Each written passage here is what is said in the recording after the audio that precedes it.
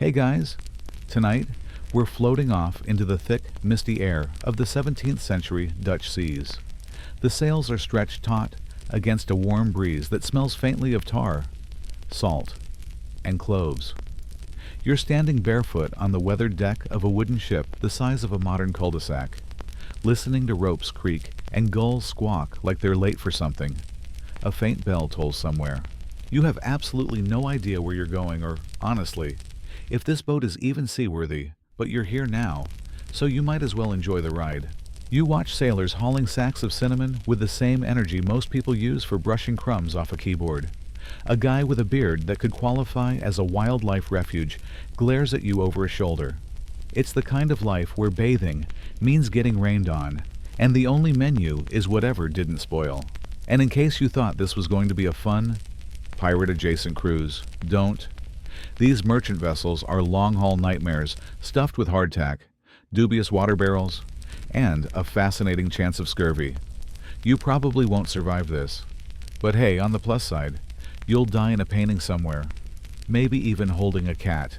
So, before you get comfortable, take a moment to like the video and subscribe, but only if you genuinely enjoy what I do here.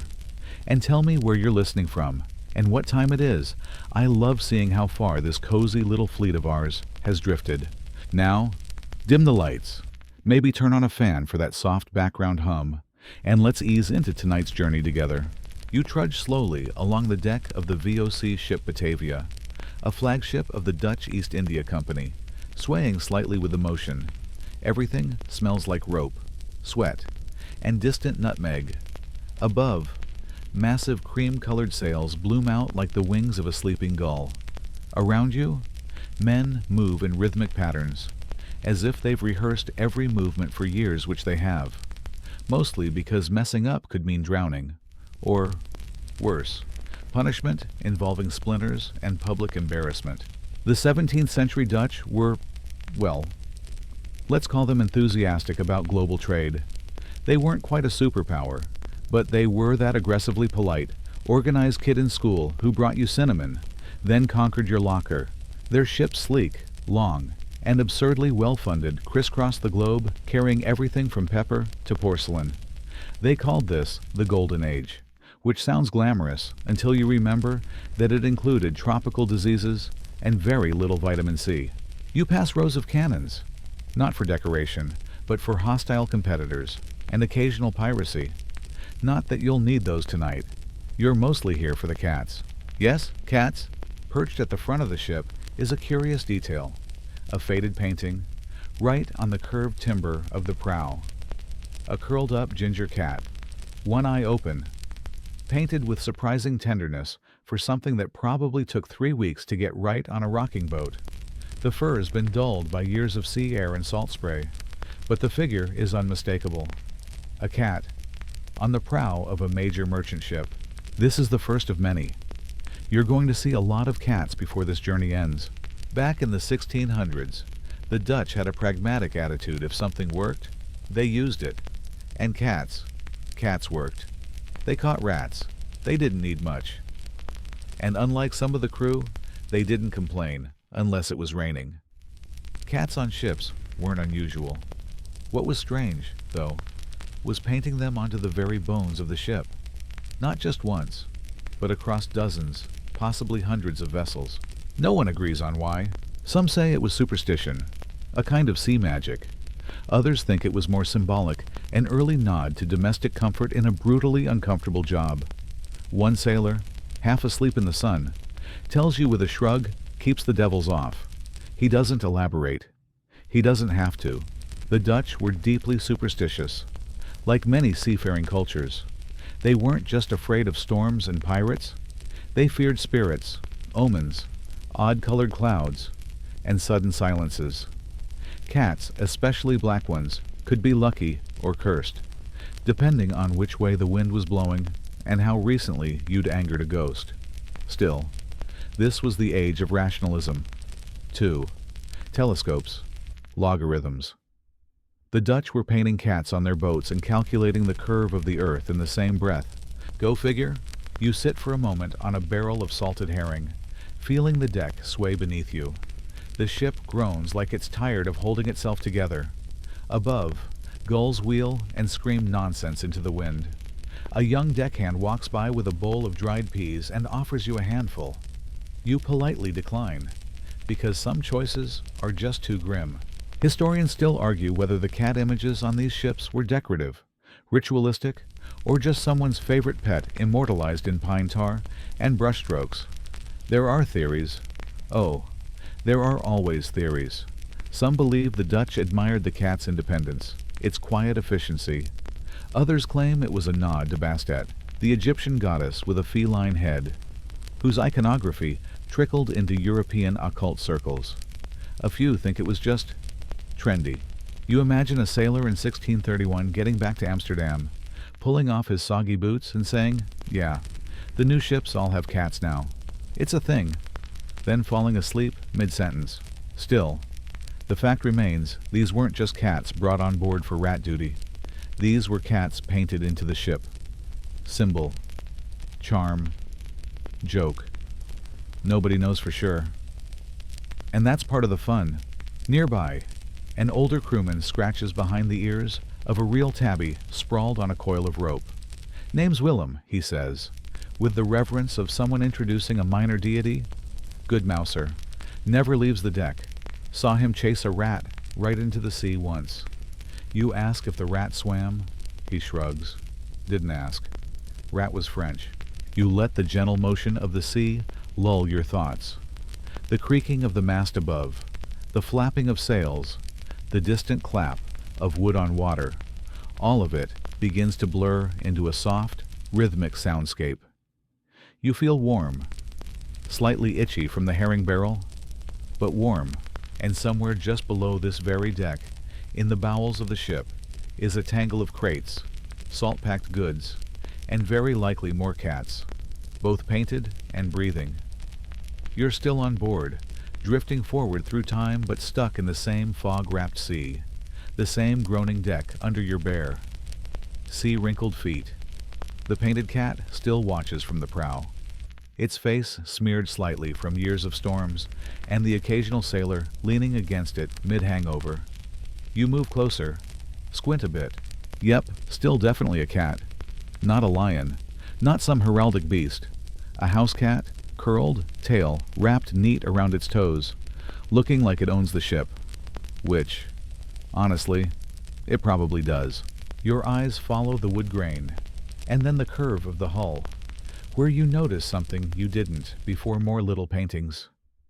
Tucked into corners, shadowed under railings. Cats sometimes full-bodied, sometimes just their curious eyes peeking out between floral motifs or curling rope designs. It's like a feline, Where's Waldo in pine and tar. You move along the rail, slowly now, as the wind picks up slightly and tugs the sails tighter. This ship isn't just sailing for spice, it's sailing with stories. And one of those stories starts with why anyone bothered to put cats on the ship in the first place. You remember from earlier, cats were practical. They caught rats. Rats were a huge problem on ships like this. They ate food, chewed ropes, and spread disease. They were the reason you probably shouldn't trust any biscuit that's more than 4 days old or suspiciously warm. But not everyone stopped at bringing live cats aboard. Some captains wanted their cats everywhere. On the masthead, on the wheelhouse, even inked into ledgers. Why? Because these cats weren't just pest control. They were protection. Sailors in the 1600s had an intense relationship with superstition. There was no GPS, no radar, no Doppler storm tracking. There was the sky, your instincts, and the hope that nothing too cursed was sharing your boat. So, cats stealthy, intelligent, emotionally detached in a way sailors respected, became powerful symbols. A painted cat was like a tattoo for your boat, part guardian, part personal flair, part please don't let us die charm. Historians still argue whether these feline images were purely decorative or were tied to ritualistic beliefs passed down from older, pagan seafaring traditions. You lean on the rail and think, wouldn't it be weirder not to have a little superstition when you're in the middle of nowhere with 60 other people who haven't bathed since Portugal? You duck below deck, where the light narrows to slats and shadows. The air thickens with the damp smell of hemp, salted pork, and old boots. Hanging on one bulkhead is another cat, a crude charcoal sketch this time. Someone's quick doodle during a long shift, or long boredom. The cat is mid-pounce, teeth bared, claws out. You think of it as an early motivational poster, hang in there, or get eaten. The Dutch, ever practical, also had a soft spot for artistry. Even the ships that carried cannon and tobacco made room for decoration. Paintings, carvings, elaborate woodwork. These weren't just floating crates. They were mobile cities, expressions of wealth and culture. So yes, while it's a little surprising to see so many cats on Dutch ships, it's not completely out of character. They were merchants with a flair for aesthetics and an eye for brand identity. Apparently, their brand included whiskers. You pause near the captain's quarters, where another painting, this one slightly more elegant, sits above the door. A tabby, this time sleeping in a window with curtains drawn.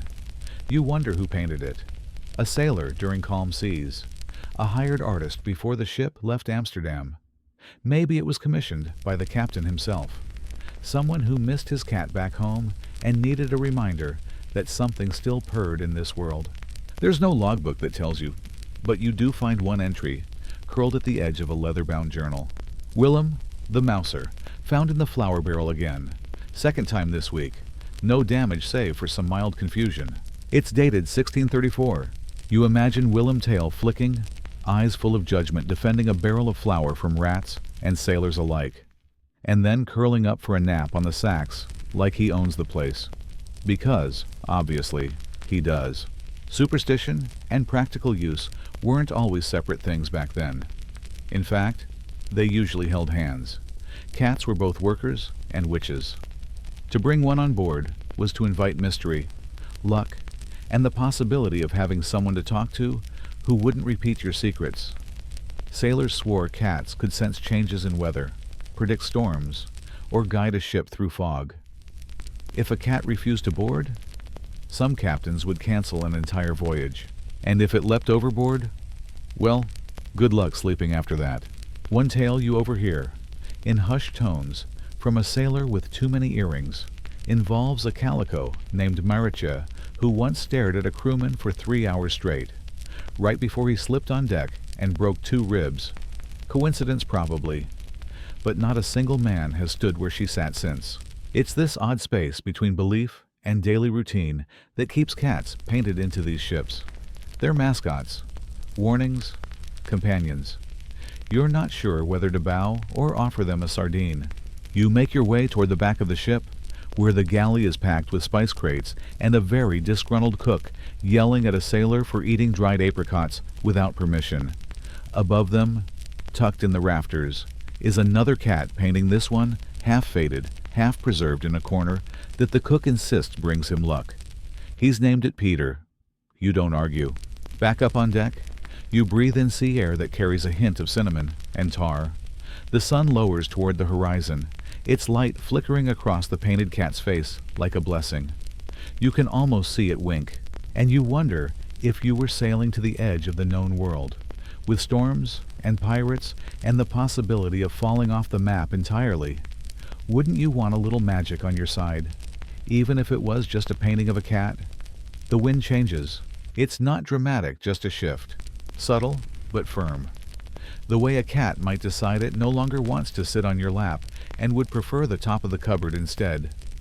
You feel it ripple across the ship as the sails flutter and adjust themselves, wood groaning in reluctant cooperation. It's in that moment you glance back at the prow and find yourself face to face with the cat again. Still painted, still watching, but somehow a little smugger than before.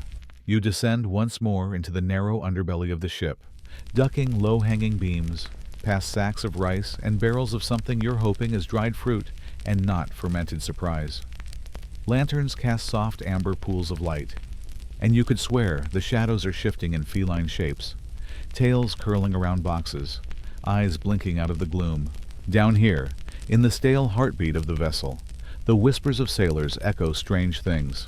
And tonight, those whispers are all about cats and curses. Because while cats were certainly valued aboard, they were never simple passengers. They were symbols, living contradictions. Half saint, half witch. Comfort and curse in one furry little package. You hear a sailor muttering to himself, rubbing at a scar and glancing over his shoulder. He says the last ship he sailed on went down 3 days after their cat vanished. Just vanished. Poof. One moment licking its paw. The next gone like a bad decision. He still blames the cat. Or the ocean. Or possibly both working together. You curl into a corner between cargo nets and crates, letting the creaks and murmurs wash over you. Here, superstition doesn't just linger, it prowls. In the 1600s, most sailors came from poor, rural areas, where folklore clung tight. Black cats, they believed, could summon storms, or worse, transform into witches, mid-squall, and hex the mast so it wouldn't turn. Yes, that's an actual belief. No, you don't get a refund if it doesn't make sense. But things weren't black and white unless we're talking fur patterns. For some, a black cat aboard meant good luck. If it chose to stay, a white cat, possibly cursed, a tortoiseshell possibly magical, a cat who made eye contact during a full moon while standing on a barrel of gunpowder. Okay, maybe now you're just making things up. Still, historians do note these contradictions. They still argue whether cats were primarily seen as functional vermin hunters or as animal talismans brought aboard for spiritual protection. The line blurs at sea, where logic often loses to instinct. And instinct tells you don't mess with the cat. You pass a tiny shrine tucked near the stairs. It's nothing formal, just a few pebbles, some dried herbs, and an old fishbone tied with string. Someone's makeshift offering to keep things calm. Right above it, a miniature carving of a cat, etched with a shaky hand into the beam. It has a slightly crooked eye and what looks like a grin. You ask the cook again, very busy yelling about apricots if anyone carved it. He pauses mid-lecture, frowns, and says, "That's been there since we left Amsterdam. Maybe before." I leave it alone, then goes right back to yelling. The cat imagery doesn't stop below deck. It's in the knots sailors tie, the little charms on their necklaces, the embroidery on some sleeves. And no two are quite the same. One sailor insists that scratching behind the cat's ears, the painted one, mind you, before a storm will keep the sails intact. Another swears that if a cat looks at you during dinner, you should stop eating immediately. There's a vague implication that failing to do so might lead to food poisoning, or being tossed overboard, probably both. And don't even ask what happens if you accidentally sit in the cat's favorite spot, which, unhelpfully, changes daily. Above deck again. The wind is stronger now. You steady yourself by the railing, looking out over the roiling gray-blue sea. Storm clouds gather somewhere off in the distance, like a forgotten plot line threatening to return. The crew moves faster, tightening ropes, murmuring to themselves. One of them touches the painted cat as he passes, fingers grazing the wood like a quiet prayer. You follow his lead gently, just a brush of your fingertips and the cat stays silent. But the wind seems to ease, just slightly. Coincidence? Of course. Definitely.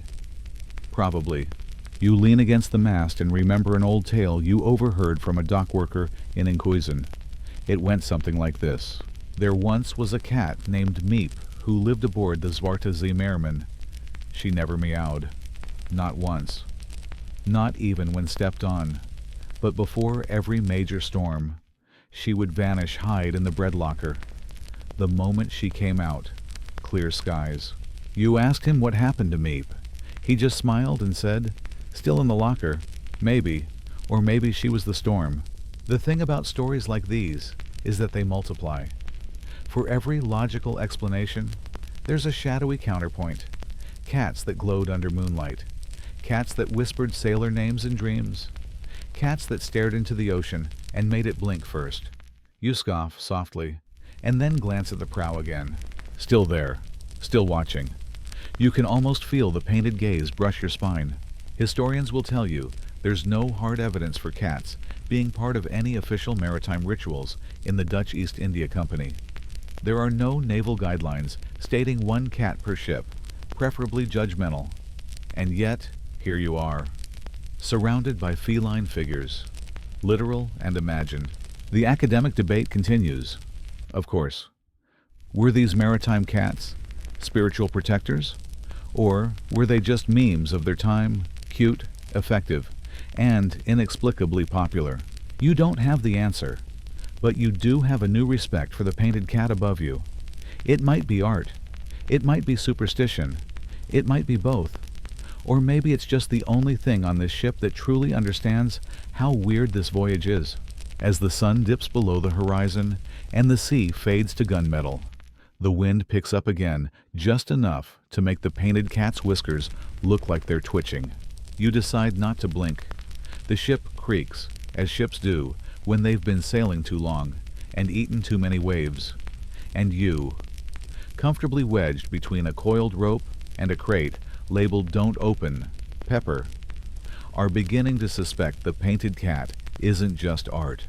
It's the unofficial captain now.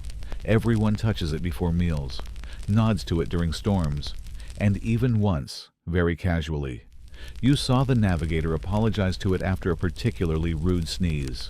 Tonight, with the stars barely peeking through the clouds, you notice another feline. This one isn't painted or carved. It's real. A black and white creature with enormous ears and the kind of stare that implies you're sitting on its crate. It blinks slowly, as if calculating your net worth in fish scraps. You whisper a greeting. It yawns, apparently unimpressed. And this little moment the living cat, against the backdrop of painted ones, gets you thinking. You lean back, the roll of the sea like a slow rocking cradle, and your mind drifts toward a curious idea. Maybe the abundance of cat imagery on these Dutch ships wasn't just superstition or utility. Maybe it had something to do with something deeper: branding. Yes, really, branding. Before social media, before corporate logos, before you could slap a sticker on a coffee mug and call it a side hustle. There were ships, and ships were walking okay, floating billboards. Back in the 17th century, when the Dutch East India Company ruled the seas like a caffeinated octopus, each ship was a tiny nation, a sovereign island, flying a flag, carrying its own rules, its own secrets, and most importantly, its own image.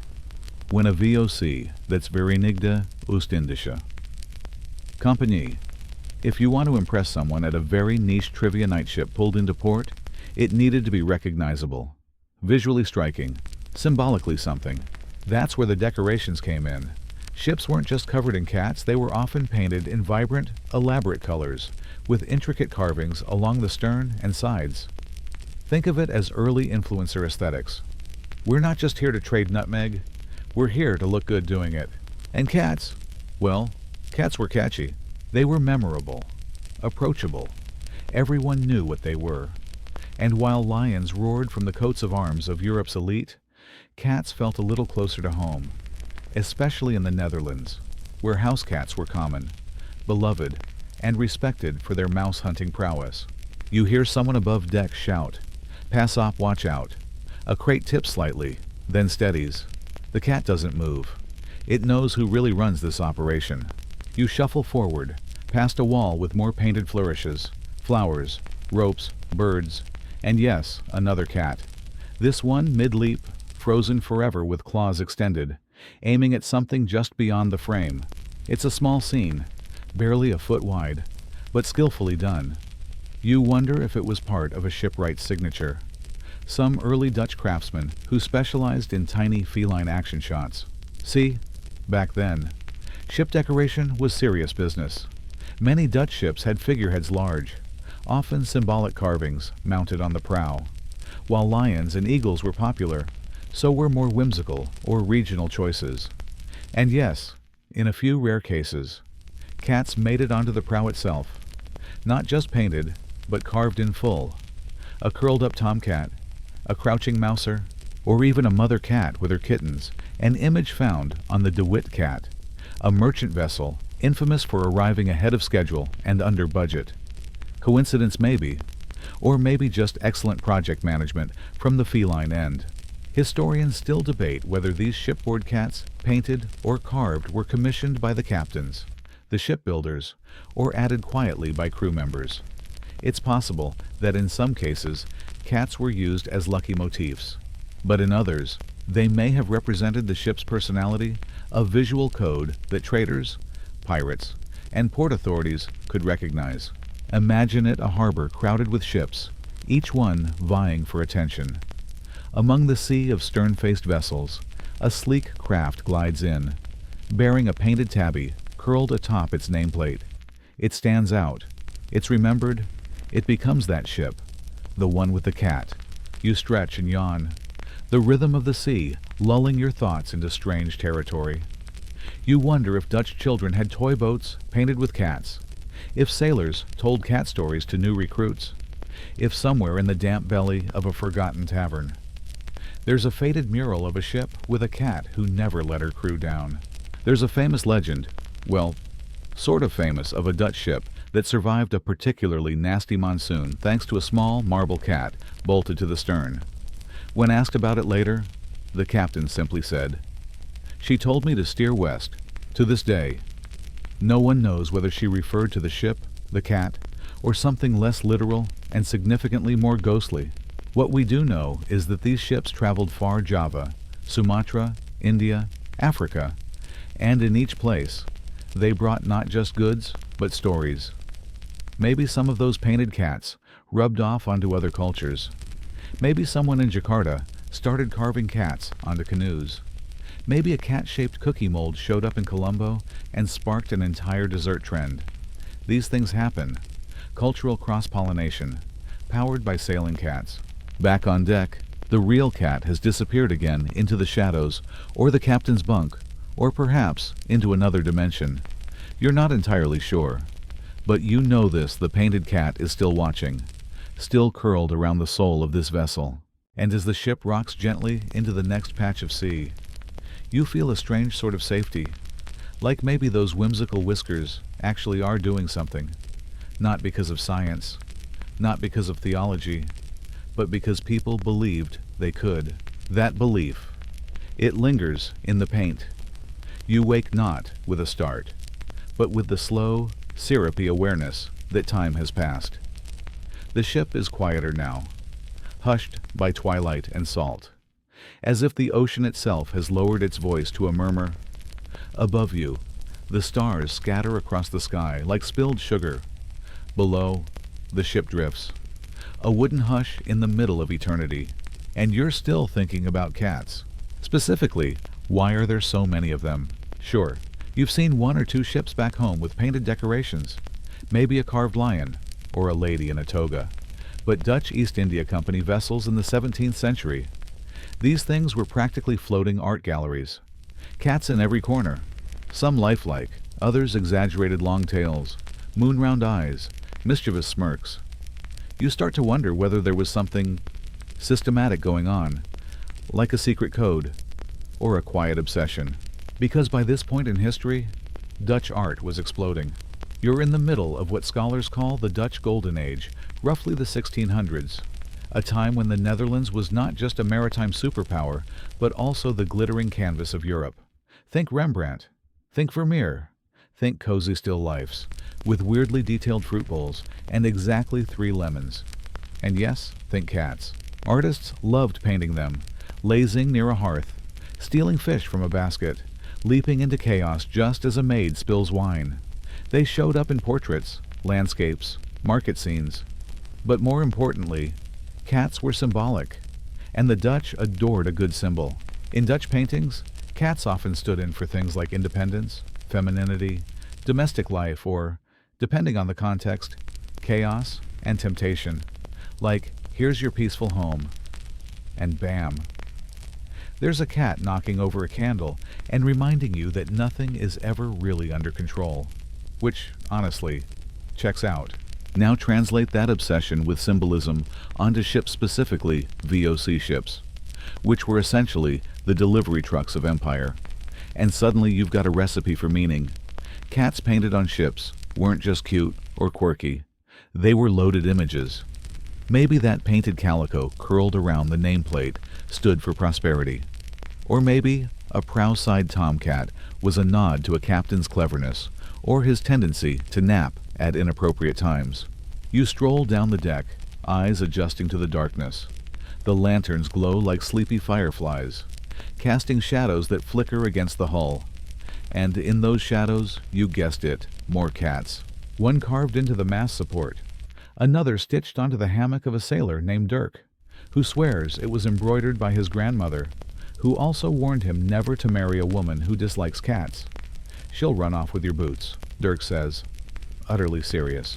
And it's not just about art. See, Dutch ships were expressions of national pride, and the Dutch were proud of being practical and cultured. That's why their maps were gorgeous. Their trade ledgers had fancy ink flourishes. Their warehouses were orderly, but probably smelled like spiced dreams. Decorating a ship with cats wasn't frivolous. It was consistent. Consistent with a culture that saw beauty and meaning in daily life. A culture that didn't separate the useful from the aesthetic. Even a utilitarian object, like a ship meant to haul cloves and textiles, could be a work of symbolic design. So while the French might have gone with angels or nymphs, and the Spanish with crusader figures, the Dutch, they gave you a slightly judgmental tabby. Historians still argue whether this obsession with symbolism was intentional on the part of the VOC or more of an artistic trickle-down effect. Did shipbuilders choose cat motifs because captains requested them, or because the artists painting the hulls were trained in the same traditions that filled Dutch drawing rooms with still lifes and allegories? The answer might be both. The VOC wasn't just a trade company, it was a machine. Massive, organized, and weirdly bureaucratic. Ships were documented in detail. Paint schemes, figureheads, construction timelines. Everything except, annoyingly, why so many cats? You'd think there'd be at least one memo team, please reduce cat carvings. Budget overrun on whiskers again. But no such memo has surfaced. Instead, we get ship logs mentioning names like De Groot Cat, the Big Cat, or De Witte Cat the White Cat. There's even a De Kattenburg, which could refer to a neighborhood or a ship, or possibly a ship named after a neighborhood named after a cat. Very meta. You lean against the railing, squinting into the dark water. Somewhere beneath the surface, schools of fish scatter in darting patterns, and for a second, it looks like something's chasing them. Maybe it's just your imagination, or maybe cats really are everywhere. You think about that old Dutch phrase, als de kat van huis is, dansen de muizen, when the cat's away, the mice dance. Even in idioms, the cat holds power. It's not hard to imagine a ship decorated with feline symbols as a warning to all that might sneak aboard. Rats. Yes, but maybe also bad luck. Greedy deals, unruly tempers. Cats stand watch. And in a way, they stand in as mascots, as muses, as myth. You pass a cabin where a lamp's still burning. Through the window, a sailor's sketching by candlelight. You pause, curious. He's drawing, yes, a cat. This one lounging in a hammock, wearing what appears to be a very tiny sailor hat. You ask why. He shrugs, grins, says, feels like company. And there it is, in the dark and the cold and the damp below deck's monotony of a multi-month voyage. Maybe that's all you really need. Company. A face. A creature that doesn't judge, unless you forget to feed it. A symbol of home, of hearth, of independence, of stubbornness and survival. So maybe these painted cats are more than superstition. Maybe they're comfort, or rebellion, or just proof that humans, wherever we go, like to carry reminders of the things that make us feel whole. You head back to your spot, the boards gently swaying underfoot. You lie down again, the ship's breath rocking you slowly. Somewhere nearby, the real cat purrs a low, steady hum that seems to seep into the very timbers of the hull. And above you, the painted cat curls closer to the stars, patient and unblinking. The next morning, or what passes for morning in the middle of the sea, is a haze of gray mist, the kind that seems to blur time itself. You blink at the sky, unsure if it's dawn, dusk, or just a very dramatic moment between the two. The crew shuffles about with the particular brand of sailor fatigue, a mix of bone-deep routine and sudden bursts of swearing when a rope misbehaves. And through it all, one thing remains constant: the cats. You watch as the real ship cat trots across a beam with circus-worthy balance, tail high like a little black and white flag. A sailor, still wiping sleep from his eyes, mutters something like a good omen. You've heard that before, several times now, and it's starting to click. Maybe this isn't just about superstition or art or symbolic gestures. Maybe cats were tools, strategic tools, or rather, strategic creatures blending form, function, and feline charisma into one glorious maritime package. See, here's the thing. Rats were a massive problem on ships, and not in the oh no, a crumb got nibbled kind of way. More like weevils in the biscuits, holes in the sailcloth, plague in the lungs kind of way. These rats didn't just nibble, they consumed, infected, and bred like it was their full-time job, which, to be fair, it kind of was. Enter the cat. On a Dutch ship, a cat wasn't just a pet. It was pest control. It was insurance. It was quality of life improvement in fur form. A single good mouser could make the difference between an infested voyage and a tolerable one. And Dutch ships, they were big, lots of hold space, lots of dark corners, perfect for rodent hide and seek. So naturally, cats earned their keep. But over time, they earned more than that.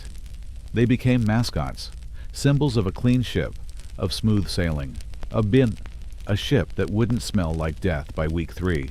There's a story, probably exaggerated but fun to imagine, of a VOC vessel nicknamed the Quiet Deck because the ship's cat was so aggressive that not a single rat dared show its face. Supposedly, it once cornered a full-grown weasel. The crew painted its portrait on the main hatch in tribute, right above the food stores. When the cat died, they gave it a sailor's funeral. Tiny cannon salute and everything. Historians still argue whether cats were officially listed on VOC ship manifests. Some believe they were informally acknowledged, passed from port to port, often named, sometimes even given a tiny collar, which sounds adorable, until you remember 17th century leatherworking. Others suggest they were treated more like tools than crew, though one surviving diary from a ship's carpenter includes a list of items mended. And between rope locker hinge and lantern chain, you find cat booty, rear left. Let that image settle in. And then there's the shipboard belief system. Sailors were, by nature, deeply superstitious. The sea does that to you. You're at the mercy of weather, currents, disease, boredom, and the occasional kraken-shaped hallucination. So naturally, signs and omens became crucial.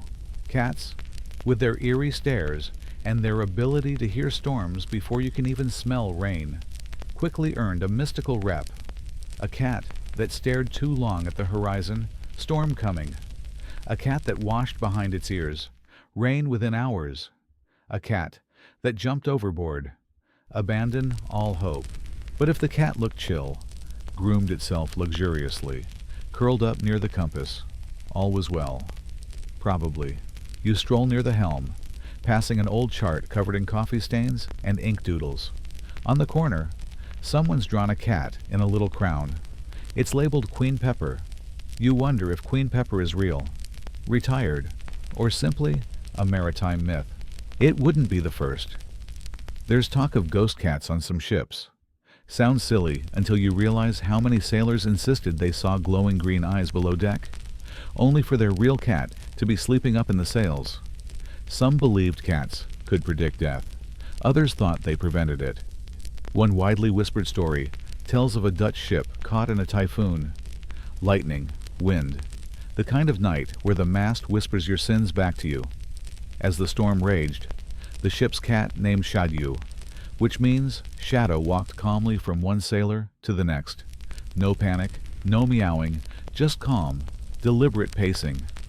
The next morning, the ship was intact, the crew unharmed, and the cat sitting on the captain's hat, like it was just another Tuesday. Of course, not all cats were saintly.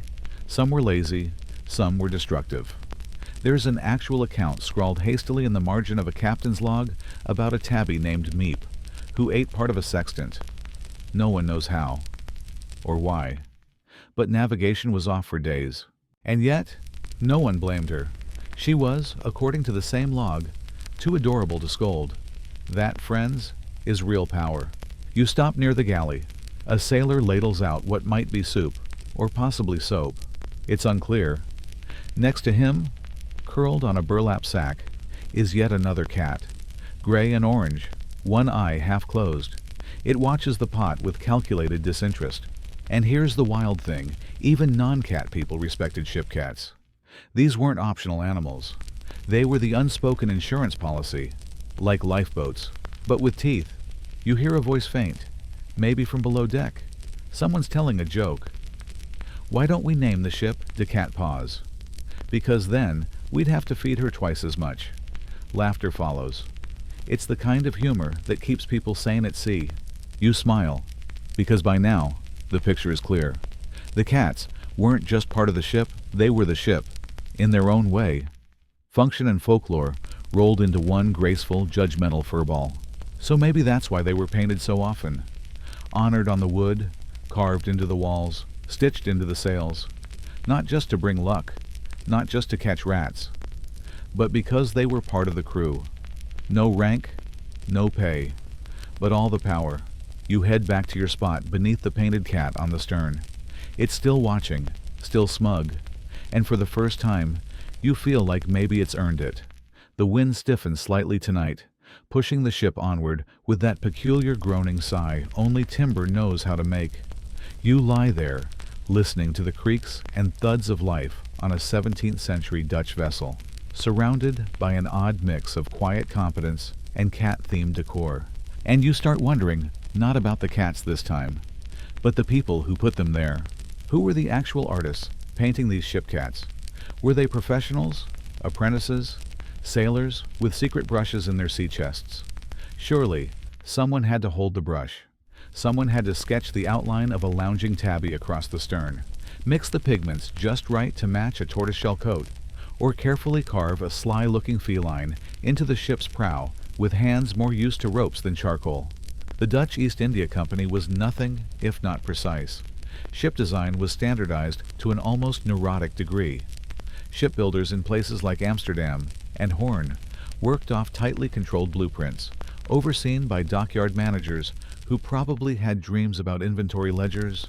And yet, somewhere between install mast and treat hull with tar, there was space, however tiny, for whimsy. And this is where it gets interesting. See, Dutch society during the Golden Age had a unique relationship with art. It was everywhere. Painters were rock stars, sure, but also artists were craftsmen. You didn't need to be a Rembrandt to earn a living. You just needed skill, a decent reputation, and access to pigment that wasn't mostly poisonous. Cities like Delft, Leiden, and Haarlem buzzed with workshops churning out landscapes, still lifes, and allegorical scenes that would one day show up in museums and on seafaring cargo ships.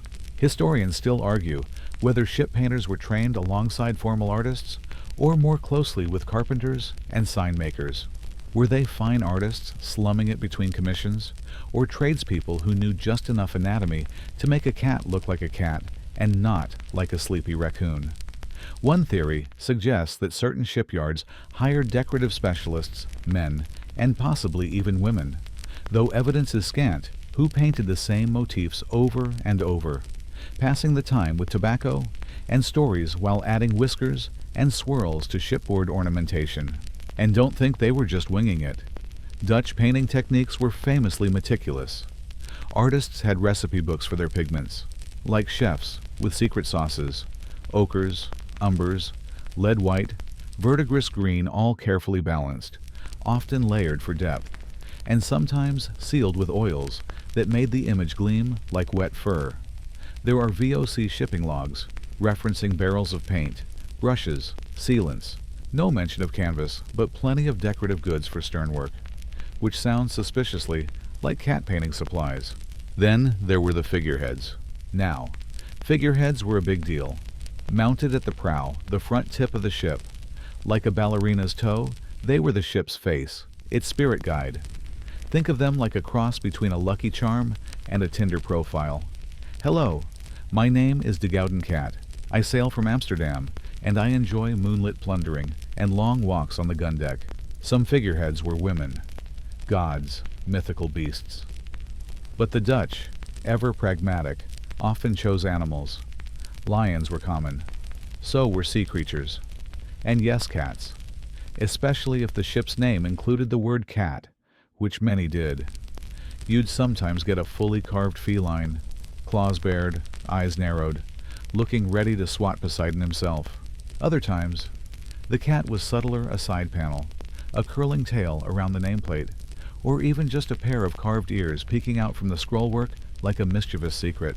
One surviving description, sadly, no image tells of a VOC ship docked in Batavia with a massive painted calico across the stern, flanked by twin tridents and the words Vigilante and Cracked.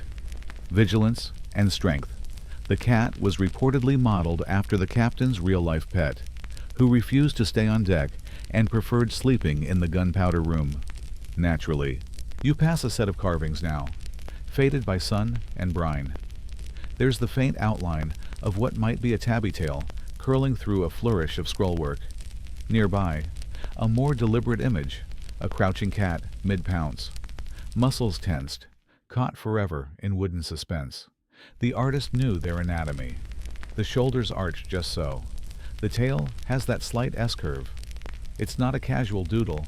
It's a statement. But why all the effort? Because on some level, art on these ships, especially cat art, was about storytelling. These ships went to the ends of the known world. They were seen in Cape Town, Ceylon, Java, Japan. They represented the Republic. Their figureheads and painted hulls were the first thing locals saw in port. And cats. Cats were familiar, universal, even in places where the VOC did their usual hello. We're here to exploit you routine. A painted cat might get a smile, a bit of shared humanity, or at least a raised eyebrow. Some historians suggest the ship's decorations were, in effect, a branding strategy, a visual language. Here comes Dezwarda Cat, the locals might say. They've come before. Their cat is mean, but their textiles are excellent. You sit, picturing the painter at work, perched on scaffolding, salty wind tugging at his smock, brush poised. Maybe he hums a sea shanty as he outlines a whisker. Maybe he grumbles about the third time he's had to repaint those stripes because some new mate keeps knocking barrels into the hull. He probably doesn't think he's making history. But here you are, 300 years later, lying under stars that haven't changed, wondering about his cat. There's a kind of quiet magic in that. The breeze shifts. You catch the scent of varnish, tar, and something faintly floral maybe from the spice cargo. Maybe someone's secret stash of home-dried herbs. And in the quiet, you realize this ship is a museum, a gallery. Not the white walls and velvet ropes kind, but the kind where stories are carved into beams and stretched across stern panels in layers of ochre and oil. And cats. They're the curators. The sea is calm again, as if the wind itself has paused to admire the craftsmanship around you. Somewhere near the rudder, a rope creaks like an old man settling into a chair. You watch it sway, hypnotic and slow, and your thoughts drift fittingly to other places, distant ports, foreign docks, the strange aftertaste of salt on unfamiliar lips. You wonder how these cats painted or purring were seen in the far-flung reaches of the Dutch Empire. Because let's be honest, Dutch ships got around. The VOC wasn't just a company. It was a colossal floating network of trade, conflict, cultural exchange, and general 17th century chaos. Java, Bengal, Persia, Japan, the Cape of Good Hope if there was something to trade. The Dutch had a boat pointed at it. And those boats, many had cat paintings, which leads us to an odd, fascinating question. How did other cultures interpret the cat imagery? You imagine a bustling port in Batavia, the docks thick with spice smells and shouting in half a dozen languages. A VOC ship pulls in, its stern decorated with a tabby lounging atop a bale of silk. The local dock workers, merchants, interpreters. What do they think? Is it just decoration? A Dutch quirk? Or does the cat say something more? Some historical records suggest that local reactions ranged from amused curiosity to deep suspicion. In parts of Asia, cats already held cultural significance. In Japan, for example, cats were considered lucky, especially if they were the kind that held up a paw, like the now iconic Maneki Neko. So a ship sailing in with a painted cat might be seen as fortunate, even sacred. There are scattered reports from Nagasaki suggesting that Japanese dock officials found Dutch ship cats charming and respectful, which is just about the nicest thing anyone could say about a cat. But in other places, the reaction was different. In some parts of India and Africa, the cat wasn't a benign figure. Black cats, in particular, could symbolize witchcraft, death, or ill omens. So when a Dutch ship with a proud black cat painted on its prow docked in an East African port, locals might have viewed it with unease or worse, as a sign that the Dutch were bringing something malevolent with them. Historians still argue whether the VOC tailored its ship designs to different regions.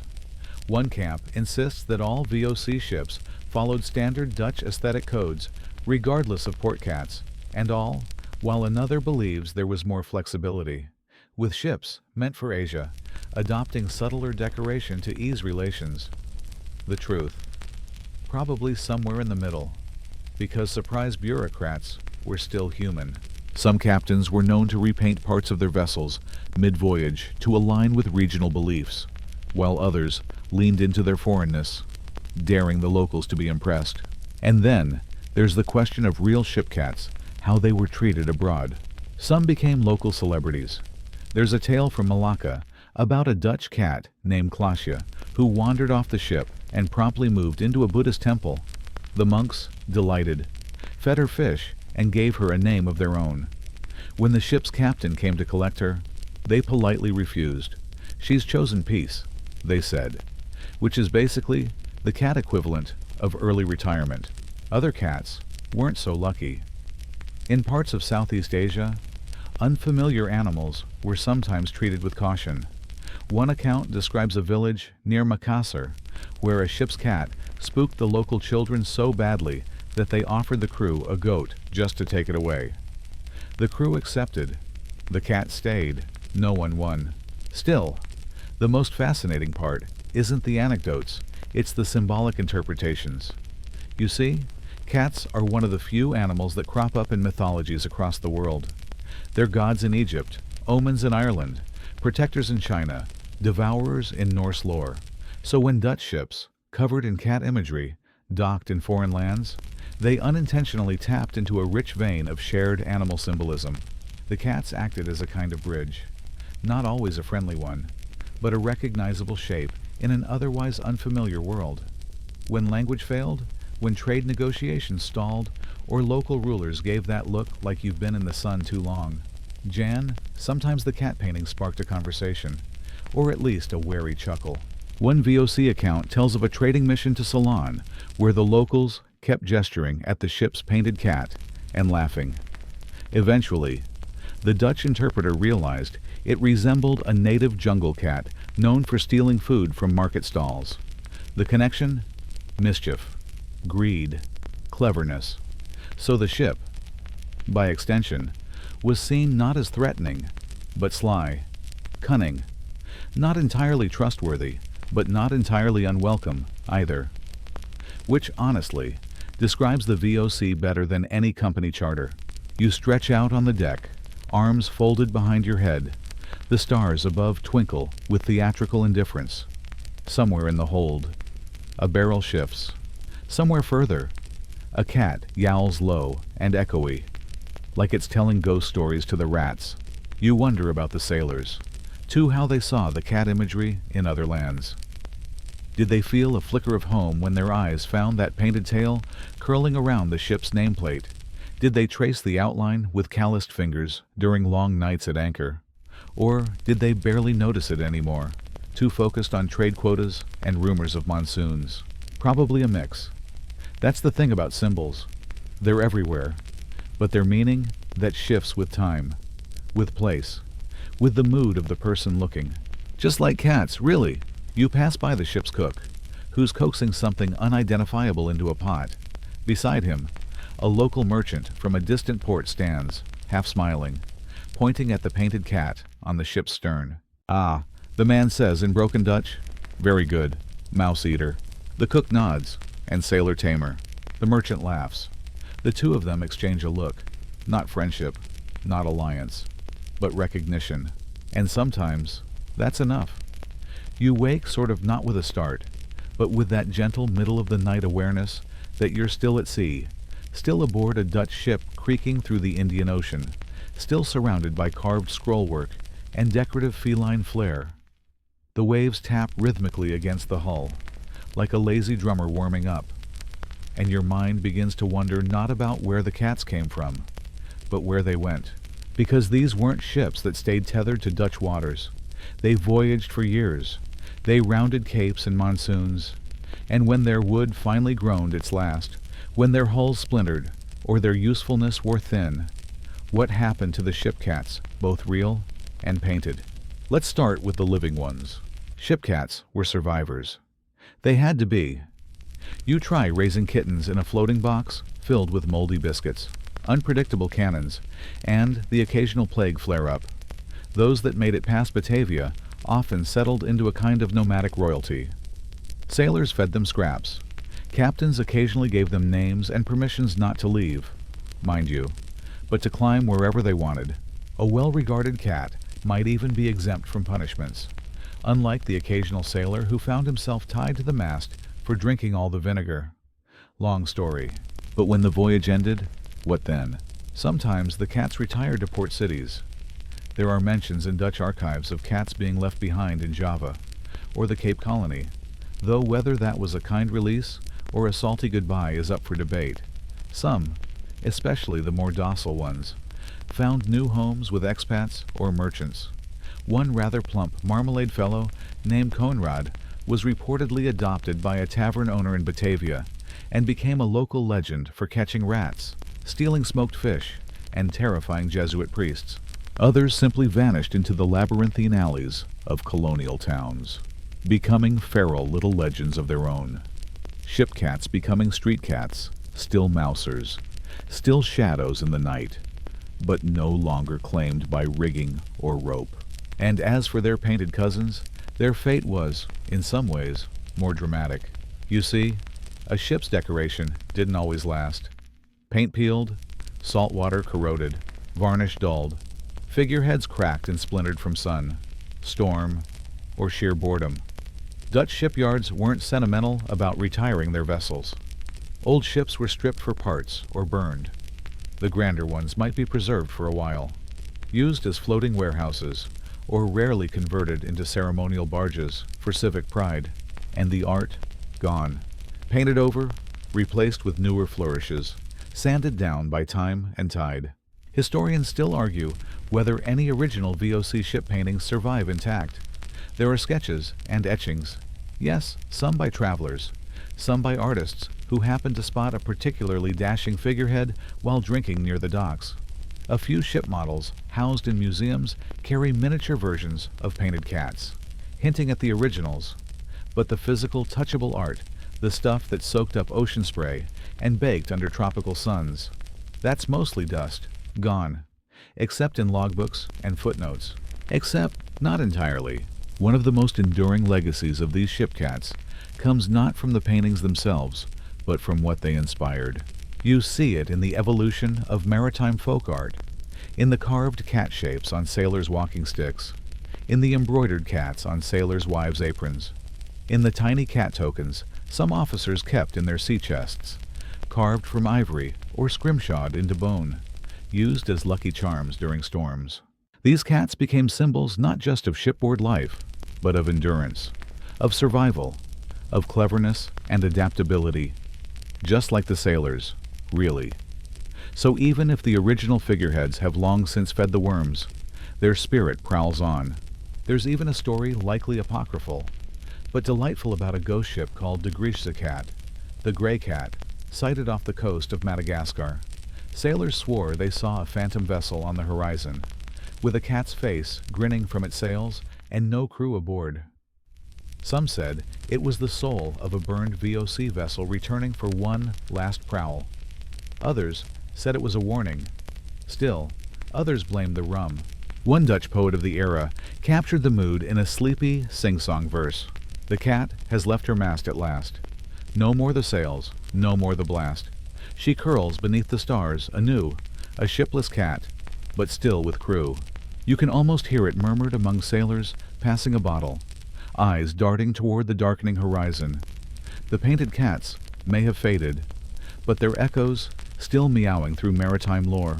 And there's a deeper symbolism here, too, one the sailors may not have admitted out loud, but certainly understood. The cat represented home, familiarity, even comfort. On ships where death was routine, storms were biblical, and food was mostly edible. The cat painted or real was a scrap of predictability. It sat where it wanted. It judged silently. It hunted things that were too small to notice until they bit you. In a world of rigid hierarchies and sailors' punishments, the cat answered to no man, and that independence was, somehow, comforting. Now picture this, a retired VOC sailor, decades later, living out his days in a tiny Dutch village. He's grizzled, sun-creased, missing a few teeth and more than a few memories. But on his wall hangs a sketch, a curled-up ship cat, tail over nose, ink faded by time. His grandchildren ask where it's from. "Ah," he says, "that cat, that's why I made it back." And maybe he believes it. The waves sigh louder now. You can almost see them swirling with memory, like the wood grains on an ancient hull. The cats, real and painted, have gone many places, but they always return somehow. Somewhere. Maybe in dreams. Maybe in ships named after them. Maybe just in the quiet idea that something small, clever, and aloof once kept watch over a floating world. And now, they keep watch over you. The sails barely flutter now, heavy with dew and stillness, as your journey drifts into deeper night. You've followed these Dutch cats from their painted origins to their curious afterlives. But one detail keeps clawing at the edge of your mind. Why cats, specifically? Why not lions or dragons or some fierce sea beast? You know the Dutch were practical people. So what was it about the humble feline that they deemed worthy of immortalizing in oils and oak? You lean against the railing, letting the salt air dry on your skin like forgotten lace, and you picture the mindset of a 17th century Dutch shipbuilder. He's not carving symbols for fun. These are coded messages, mythic shorthand, saturated with superstition, status, and sometimes even bureaucracy. So, why cats? Let's begin where most theories do, with the symbolic. In European folklore, cats walk the line between worlds. They're independent, mysterious, able to appear from nowhere and vanish into nothing. Some sailors swore they could see ghosts.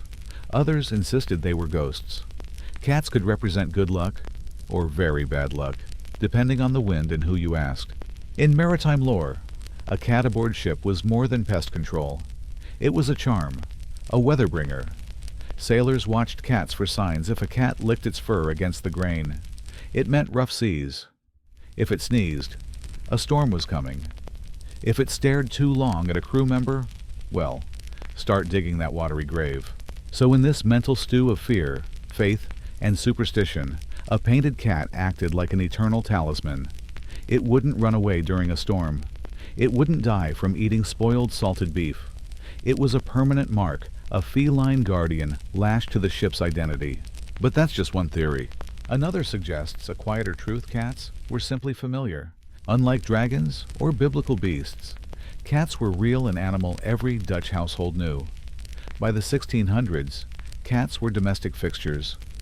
Dutch paintings from the Golden Age are littered with them, perched in windows, tangled in laundry, lapping up milk in kitchens next to those implausibly clean children in ruffled collars. And Dutch ships were, in many ways, floating versions of Dutch households.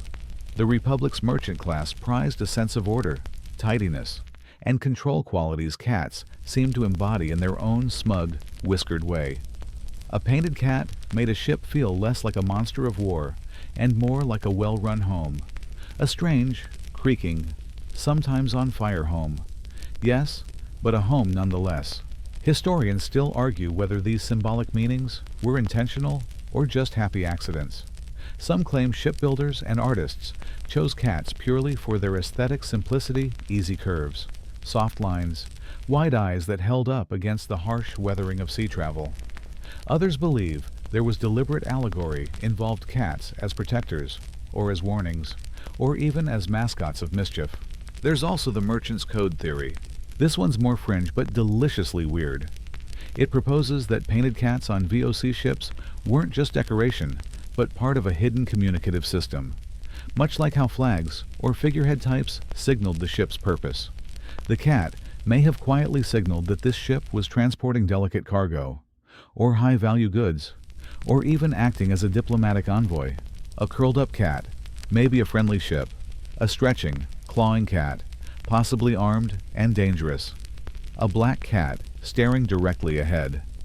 Well, probably just a warning not to cheat the Dutch in a card game. Scholars who support this idea point to pattern consistencies in certain VOC routes. Ships bearing similar feline images seemed to appear at specific ports under repeated conditions.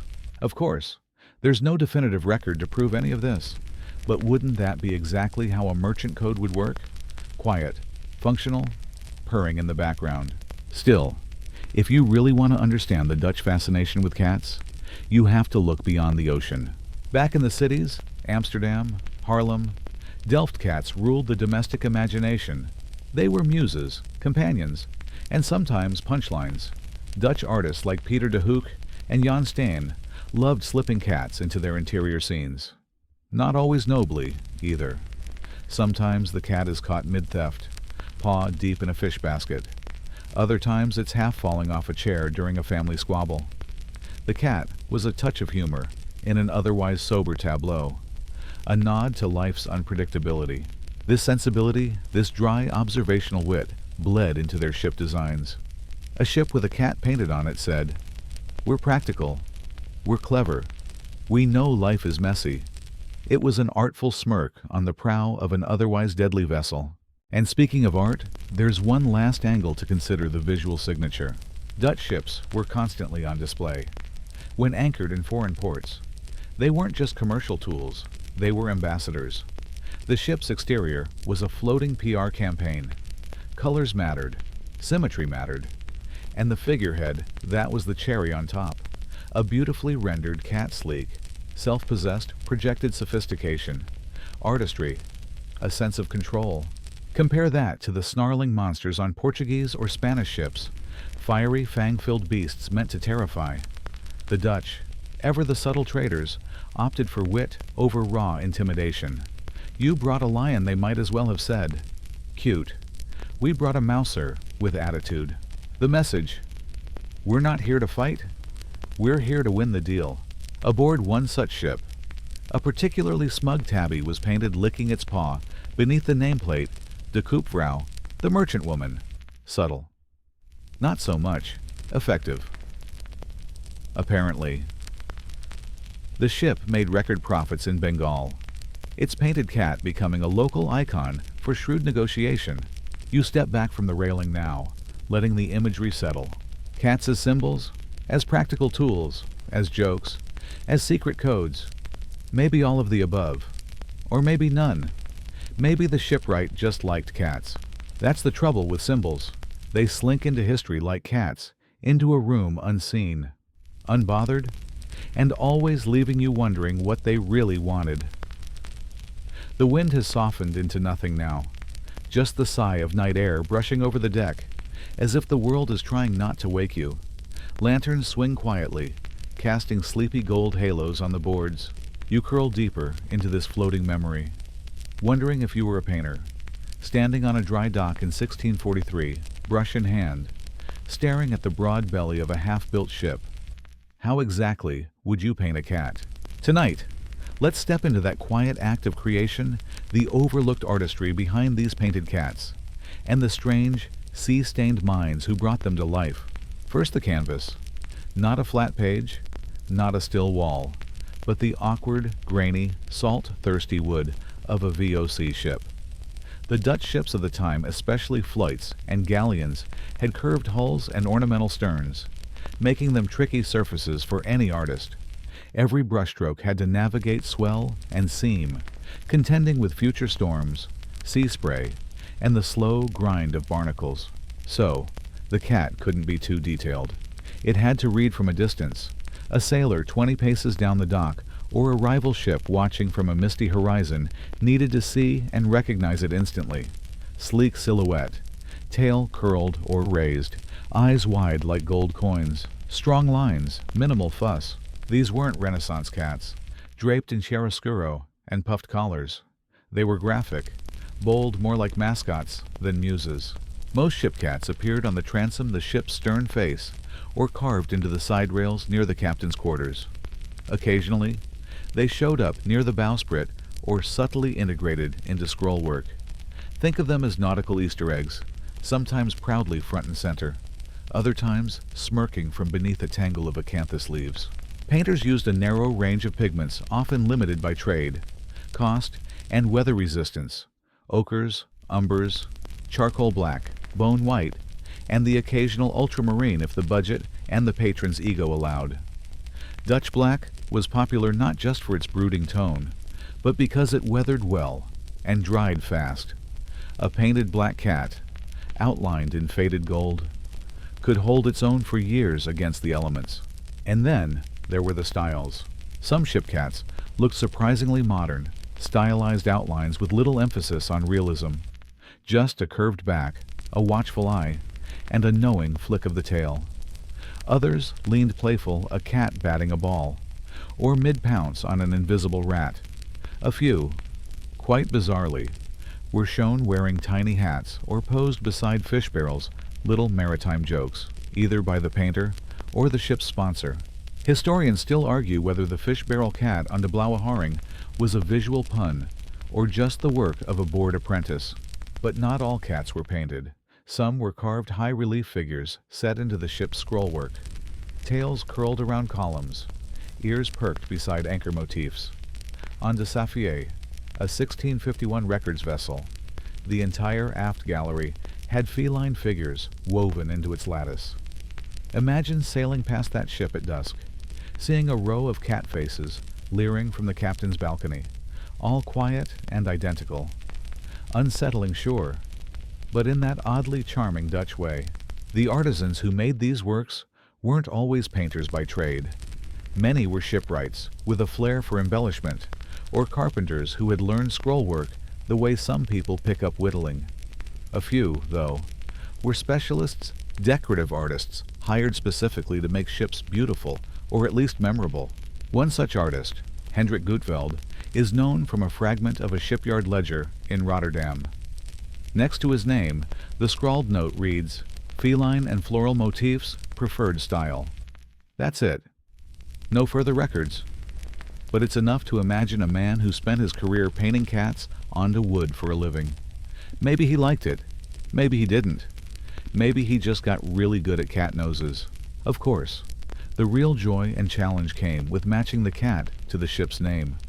If a ship was named after a place de Batavia or a person de Moritz, the cat could be playful or generic.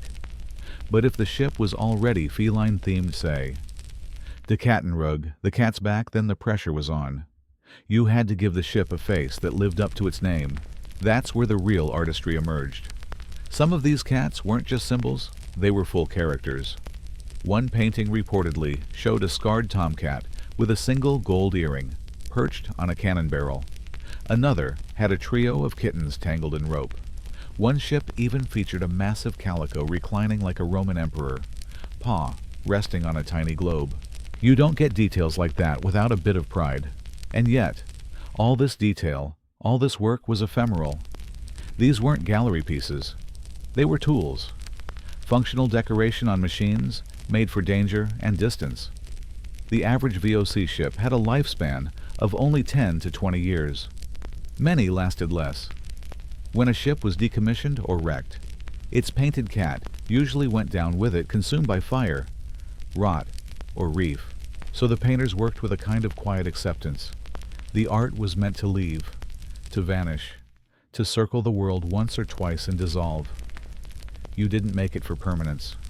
You made it for presence. Maybe that's what makes the idea so sleepily beautiful.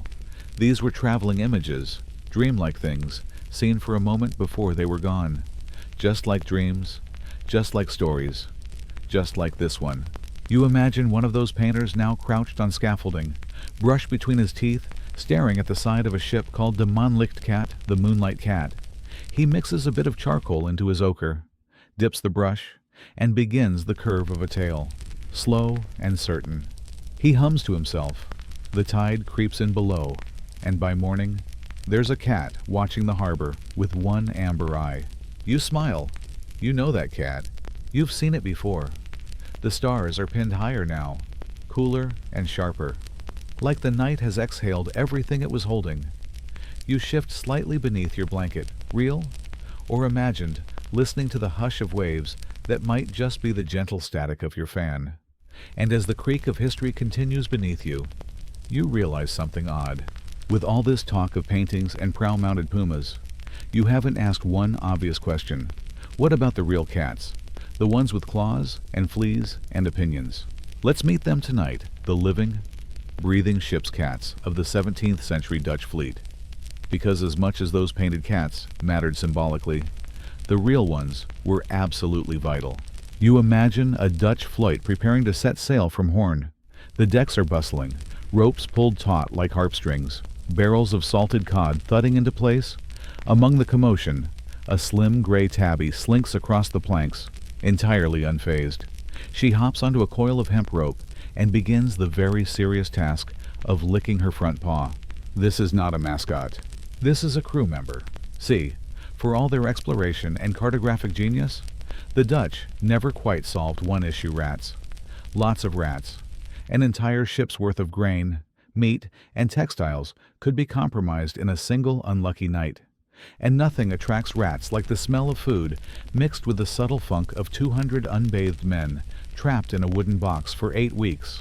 Enter the cat.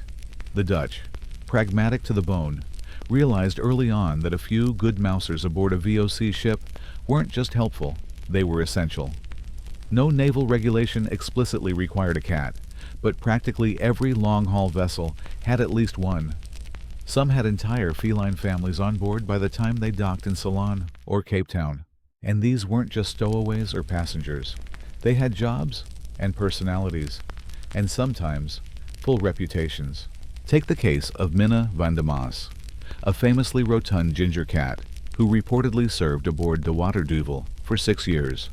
Crew journals describe her as opinionated and inclined to sleep in the captain's spare boot. She once attacked a Portuguese diplomat's peacock hat during a port visit, sparking a minor diplomatic incident that somehow ended in a rum punch party. That's maritime diplomacy for you. Another example, a ship's log from De Schellevis mentions a black and white tom named Clock Bell, who would perch on the hourglass post each watch, meowing precisely when the shift changed. The crew considered him good luck, and when he went missing during a storm, the entire night watch refused to continue without searching for him. They found him asleep inside a cannon, of course, but it wasn't all belly rubs and naps on maps. Life for a ship's cat could be perilous. The pitch of the waves, swinging rigging, and general chaos of daily sailing meant cats needed to be agile, quick, and unbothered by noise. Not all made it through the journey. Those that did often became minor legends among the crew, hunted rats, survived storms, gave birth in the captain's drawer. You know, hero stuff. Still, historians argue whether these cats were ever considered pets in the modern sense. It's likely they were viewed more like co-workers, useful, autonomous, and occasionally annoying. Some captains kept a personal cat in their quarters, fed scraps of better food, and brushed for fleas. Others were more communal, shared among the crew, fed bits of herring or leftover porridge, tolerated but not coddled. The occasional cat would even be given a nickname tied to the ship's fate: Storm Cat, Shadu, Zeespin, Sea Spider. Someone was feeling poetic that day, and just as cats adapted to life at sea, Sailors adapted to cats. Some believed a cat's behavior could foretell trouble. If a cat stared out to sea for too long, a squall was coming. If it hissed at a crew member, that man might fall overboard. And if a cat left the ship before launch refusing to board, many sailors took that as an omen and refused to sail until the creature returned. There's one recorded incident in 1656 where an entire voyage was delayed 3 days because a tabby named Muiz didn't want to get back on board. She eventually returned, after being bribed with smoked eel. The ship left the next morning and made record time to the East Indies. Coincidence maybe, but no one argued with the cat after that. Interestingly, shipboard cats were also part of the crew's emotional life. In an era where comfort was hard to find, no fresh food, disease, fear of pirates or storms, cats were a small, warm constant. Their presence grounded people. A purring cat on a sailor's lap could soften even the bleakest day. And unlike officers, cats didn't yell or punish you for tying the wrong knot. They were a kind of living quiet, a little home you could pet. And then, of course, there were the unofficial traditions. Some cats were given ceremonial status upon arrival at port, carried down the gangplank in a cradle of netting, draped with ribbons. Others were memorialized in ship logs after death, with florid entries like "died nobly in the line of pest control." A few ships held mock funerals for their feline crewmates, complete with hymn singing and tiny shrouds made of linen scraps. You can laugh, but after 5 months at sea with nothing but pickled cabbage and each other's bad jokes, a cat's loss could genuinely wound morale. You might be wondering, now did any cats ever make it back? Did they go full circle, home again? Some did. A rare few sailed multiple voyages. They were known by name, remembered by dock workers, and sometimes handed down to the next captain like a ship's lucky figurehead. A few cats even became the unofficial property of an entire port recognized by sailors, known to haunt specific taverns or climb rigging when ships docked. One tavern in Middleburg reportedly had a wall mural of a cat called Janus, who'd been seen on 6 different VOC ships over 12 years. According to legend, he disappeared into a cloud of pipe smoke one foggy evening and was never seen again. Typical cat. So here, at last, is the balance-painted cats, preserved in oil and timber, and real ones, fleet-footed, furry, stubborn, immortal only in story. Together, they made the ship whole. One watched from wood, the other from the corner of the galley, waiting for rats or for you to drop a bit of salted fish. You're deep in the lull now, tucked under the soft weight of history, as if the night itself has fur. The deck is quiet. Somewhere in this imaginary ship, a cat yawns and stretches, utterly unbothered by the century. And you, eyes fluttering in that almost asleep way, start to wonder, why cats? Really, I mean, why not owls or foxes or something a little more traditionally majestic? Why did the Dutch, not exactly known for whimsy, choose to decorate their great merchant vessels with images of domestic fluffballs? Well, here's where things start to purr a little deeper. Let's talk superstition, symbolism, and the strange cultural weight cats carried on the high seas of the 1600s. Because while the rat hunting helped, that alone doesn't explain why you'd bother painting a smug feline on the stern of a million guilder ship. First, cats have always had a complicated PR campaign. In ancient Egypt, they were sacred. In medieval Europe, they were sometimes considered demonic, especially black ones, which were unfairly blamed for just about everything from crop failures to plagues. But by the 17th century in the Netherlands, cats had managed a bit of a rebrand. They were useful, yes, but also mysterious, independent, watchful. And in an age when most people believed the world was full of signs, omens, and invisible forces, a creature that moved silently, stared for hours at nothing, and seemed to survive anything. Yeah, that got noticed. Cats, in this context, became symbols of intuition and vigilance. Their ability to see in near darkness was considered almost magical. If your ship had a cat on board, and especially if you painted one watching outward, it was like saying, "We are always aware. We see what others miss." Not a bad message to slap on the rear end of your transoceanic trade vessel. But it gets weirder. There's a curious Dutch folktale from this era about a spectral cat who guards a treasure hidden beneath the Zuiderzee. She appears only at night, walking across the waves, eyes glowing like lanterns. Sailors claimed that if you saw her and didn't look away, your ship would be safe from pirates. Unless she blinked, then, well, good luck. Historians still argue whether this tale originated from coastal superstition or was a sailor's creative excuse for day drinking. But either way, it adds a certain mythic aura to these animals. They weren't just mascots, they were guardians. And cats weren't the only creatures making cameo appearances on Dutch ships. You'd also find carved seahorses, lions, mermaids, and the occasional baffling bird-dragon hybrid. But only the cat, in all its aloof simplicity, balanced utility with mystery. It earned its place on deck and in legend. Now, about that mystery part. The Dutch Golden Age wasn't just about ships and spices. It was also about metaphysics. Yes, really. In the coffee houses and apothecaries of Amsterdam, people weren't just gossiping about tulip prices. They were debating optics, astrology, and the nature of the soul. And somehow, cats slipped right into those conversations. René Descartes, who spent time in the Netherlands, famously refused to believe animals had souls. But plenty of Dutch naturalists disagreed. They pointed to cats, in particular, the way they responded to affection, or mourned the loss of their kittens as evidence of emotional intelligence. It was one of those awkward scientific debates where everyone just quietly admitted, "I don't know, man. Have you seen a cat purr? That's gotta mean something."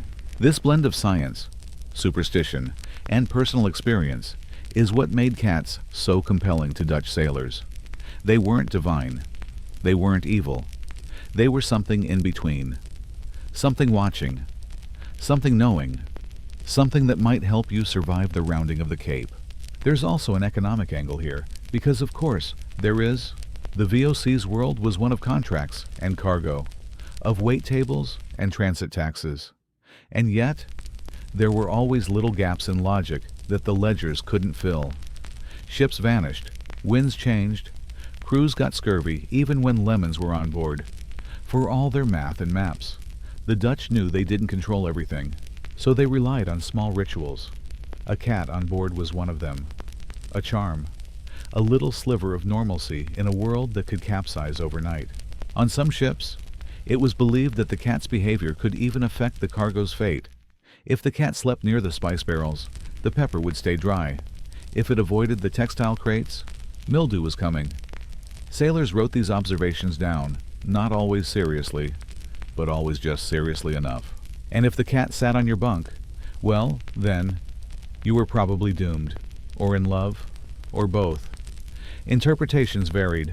One particularly strange superstition involved black cats and storms. The belief went that if you had a black cat aboard, it would attract lightning unless it was given a piece of silk to sleep on. Yes, silk. Not exactly practical on a salt-crusted merchant ship. But apparently, a few captains kept a dedicated catnap cloth for just this reason. If nothing else, the image of a grizzled old tomcat lounging on 20 guilder silk while everyone else sleeps on rope mats is deeply satisfying. And of course, not all cats were painted to please. Some were painted to warn.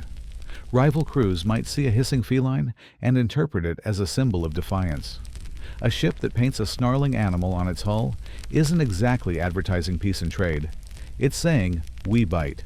There's an account of one VOC ship, De Nachtkat, that painted its figurehead with a full-on roaring jaguar. Technically not a cat one might keep as a pet, but symbolically close enough. The ship was known for its aggressive captains and was reportedly avoided by pirate vessels in the Indian Ocean. Whether that had anything to do with the cat painting is anyone's guess, but the branding definitely didn't hurt. So here you are, curled up with all these stories, myth, memory, mystery, and it starts to feel inevitable, doesn't it? Of course cats belonged on these ships, not just as rat catchers or cute companions, but as echoes of something older, deeper, more essential. They were reminders that not everything could be measured, that sometimes a creature's gaze was its own kind of compass. And when that creature decided to curl up beside the cargo hold and fall asleep, you knew it was going to be a good night. You've drifted so far now, the world is more tide than time. Every breath you take pulls you deeper into calm, like your lungs have decided to echo the ocean. The stories curl around you, salt sweet, wood warm, and just strange enough to feel like dreams you half remember. And speaking of dreams, let's slide into one more cat-shaped corner of this sleepy little rabbit hole. Tonight, let's talk about the legacy. What happened after the sails came down? The decks rotted into the sea, and the ship cats curled up for their final naps. Where did all this painted feline nonsense go? Well, you might be surprised to learn it never really left. As Dutch naval dominance waned in the 18th century, drowned by British and French competition, political missteps, and yes, some very poorly timed financial schemes, the art of ship decoration began to change. Baroque extravagance gave way to neoclassical stiffness, and the playful figureheads of cats, monkeys, and grumpy sea serpents were slowly replaced by plain designs and practical hulls. But people remembered the cats. Some of the original figureheads were salvaged when ships were decommissioned. Not melted down or discarded, but kept, preserved in the homes of retired sailors or collected in odd maritime museums you'd only find if you took a wrong turn on the way to the cheese market. A few are still around today. There's a ginger-painted prow from an old VOC flight currently in storage at the Scheepvaart Museum in Amsterdam. They don't always put it on display. It's too cracked, too fragile, too niche. But if you ask the right docent, they'll let you see it. And it's just a cat, sitting, looking out at you like it knows exactly what you're thinking. That quiet gaze, half smug, half sphinx, is part of why the imagery lingered. Artists of the 18th and 19th centuries, especially those in seafaring towns, continued painting maritime cats, not just on ships, but in etchings, tavern signs, even Delftware. Some portrayed them curled next to sailors. Others showed them prowling the rigging like furry pirates. You even see echoes of them in modern nautical logos companies that have nothing to do with rats or rum still choose to slap a stylized cat silhouette on their branding. Why, probably for the same reason, people once carved them into the bows of ships they hoped would survive the Indian Ocean. A cat says, "We know what we're doing, but also, if we don't, we'll land on our feet." Historians still argue whether the Dutch intended their painted cats to outlive their ships, or if that was just a happy accident. Some believe it was all just practical superstition, an evolution of folk belief with a dash of national flavor. Others argue that the cat, with its mysterious habits and famously judgmental expression, served as a metaphor for the VOC itself, aloof, efficient, dangerous, and surprisingly adaptable. And hey, maybe it's both. Even now, in ports like Enkhuizen or Vlissingen, you might spot a tavern sign featuring a painted cat lounging atop a coil of rope, or a window decal of a black cat curled beside a map of trade winds. If you walk slowly through the older neighborhoods, you'll see weather vanes shaped like cats. Door knockers, too. There's even a ferry in Friesland named De Zeekat, the Sea Cat. It mostly takes tourists to little islands, but still, it counts. And then there are the paintings. Ah yes, the Golden Age paintings. If you've ever wandered through the Rijksmuseum and paused in front of a modest domestic scene, a woman pouring milk, a boy peeling apples, a man staring wistfully into nothing, you've probably seen a cat. Usually in the corner, sometimes at the center. Dutch artists couldn't help themselves. Even in their most serene interiors, they slipped cats in, like visual signatures. Jan Steen loved them. So did Peter de Hooch. In their work, the cat is often doing what cats do best, absolutely nothing useful. But there it is, stretching, sleeping, batting something off a table. A small, furry reminder that even in a society obsessed with order and commerce, there was room for the whims of nature. In fact, the presence of a cat in a domestic painting was sometimes interpreted as a symbol of sensuality, disorder, or feminine independence. Yes, really. A cat in the corner might suggest that the lady of the house was not quite as demure as her posture suggested. Meow, indeed. Even today, Dutch cats keep appearing in art, sometimes deliberately historical, other times just present. You might find an oil painting of a cat perched atop a pile of shipping ledgers, or a contemporary collage blending VOC maps with feline silhouettes. It's become a genre of its own maritime cat nostalgia. And look, not every symbol gets this kind of staying power. You don't see a lot of tribute tattoos to 17th century rope coils, or commemorative mugs featuring hand-carved capstans. But cats, they've made the leap. Why? Maybe because they're still here. Same posture, same expression. Still curling into boxes too small. Still knocking things off counters just to watch you react. And still, even now, looking just a little too smart for the room. You picture it now, a ship, abandoned and half sunk in some forgotten cove. The crew, long gone. The mast broken, but carved into the stern, barely visible through barnacles. A curled-up tabby, watching the horizon, and you get it. You don't need to know the shipping manifest or the captain's name. That cat tells you everything. It says, "We went, we risked it, we endured." It also says, "I told them to avoid that storm," but no one ever listens to the cat. So next time you see a painted feline in a museum or an old harbor, maybe give it a nod. It's not just decoration. It's a survivor, a relic, a purring little footnote in a saga of salt, canvas, and cinnamon-scented ambition. And if you ever find yourself on a boat and a stray cat hops aboard, don't question it.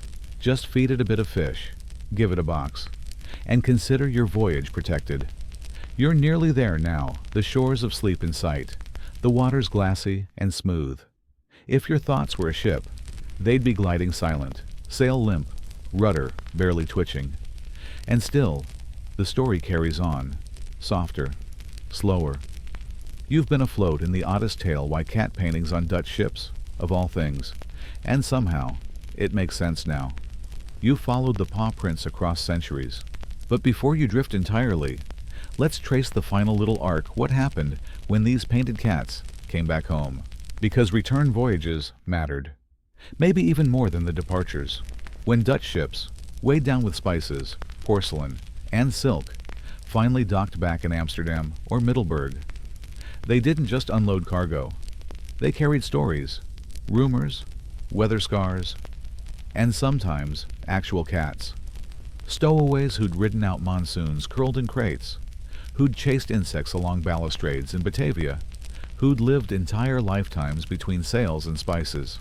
And when they landed, some were kept on, curled in harbor offices and taverns. Others slipped into alleyways and became part of the city. Their descendants, half feral, half domesticated, still linger in Amsterdam's canal neighborhoods, napping in bookstore windows and museum courtyards like they own the lease. There's even a famous one, the Catten Cabinet, a canal house turned art museum dedicated entirely to cats. Yes, you heard that right. Oil paintings, sculptures, and drawings all feline. The collection leans heavily Dutch, with a few maritime nods scattered around. One tiny etching, barely the size of a coaster, shows a ship's stern with a fat tabby glaring out over the water. It's captioned, "De Bewaker, the Watcher." Now, is that etching from a real ship? Historians still argue whether it depicts an actual vessel or just an imagined scene, a symbol of protective luck. But at this point, does it matter? Because here's the thing, whether painted on the back of a galleon or immortalized in a museum frame, the sea cat became something more than just an image. It became a story people wanted to believe, a reminder that amid the math of trade and terror of typhoons, there was room for something soft, unpredictable, and weirdly brave. And this idea, this little whisper of comfort, slipped into other corners of Dutch life too. You'd find ceramic tiles in kitchens showing cats sitting beside coils of rope. Children's books told tales of talking cats who could navigate stars. And among sailors, especially older ones, you'd hear murmurs that certain ships sailed smoother when a cat was aboard, even if it was just painted on. There's a record from 1742 buried in the dusty pages of a ship log where the captain of De Godehoup wrote, "A fair journey thus far. No storms." The stern cat remains unchipped. That's it. No mention of cargo or crew health. Just a note that the cat carving was still intact, as if that detail held the weight of an omen. And maybe it did, because the sea, no matter how well charted, remained a dangerous place. Superstition wasn't ignorance. It was insurance. Tiny gestures against vast uncertainty, like painting a cat, staring calmly into the void, and trusting it to hold the line. By the late 18th century, Dutch maritime traditions were evolving. Ships became more utilitarian, decorations simpler, and the age of big, bold figureheads faded. But the cat persisted in small ways. A painted face on a captain's chest, a carved whisker under a window ledge, ghosts of a time when seafaring and storytelling were the same thing. And the cats, of course, didn't care. They never do. They just continued doing what they always have, curling up where it's warm, keeping their secrets, and watching us stumble through history like we know what we're doing. Sometimes, at old shipyards turned into modern housing, residents report the oddest thing: a meow from nowhere, or a paw print in the dust of a locked storeroom. Maybe it's just city cats, or maybe it's memory, walking light. You yawn, your body feels slack, as if your bones have become part of the hammock of the story. One last image, then a ship, the last of its kind, easing into a fog-covered harbor. No flags, no bustle, just a creak of timber. On its stern, faint but unmistakable, the curve of a cattail wrapped, ears forward, eyes painted so carefully you swear they blink. It watches the shore it left decades ago, and you, curled up just like it, feel something quiet and small settle in your chest. A soft little knowledge that somewhere on some level, these cats saw it all. The gold and the ghosts, the folly and the fortune. And through it all, they never stopped watching. They still don't. So now, you let it all slow down. Let the names fade, the ships, the cities, the captains with their silk napping cats. Let the paints peel and the sails fall still. The journey's done. No more storms. No more strange superstitions or salt-drenched mysteries. Just this soft, echoing silence, like the sea holding its breath. Your mind, once pacing the decks of imaginary vessels, now rocks gently, like a hull against a harbor wall. There's a rhythm here, a calm, and the cat. It's there, too, somewhere behind your eyes, purring, curled in the warm corners of all those strange, lovely stories. No need to remember everything, just enough. A painted feline, a candle-lit galley, a whisper of cinnamon in the hold. These fragments bob along like driftwood in a dream. You breathe a little deeper, longer.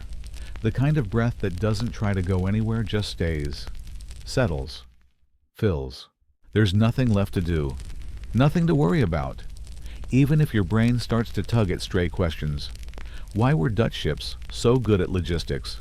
What is bat guano used for you? Let them drift. They'll wait. You're safe here, among soft shadows and slower thoughts. And maybe, just maybe, if you listen carefully, you'll hear the gentle creak of a wooden hull, the brush of a tail, and the quietest, most satisfied purr in the world.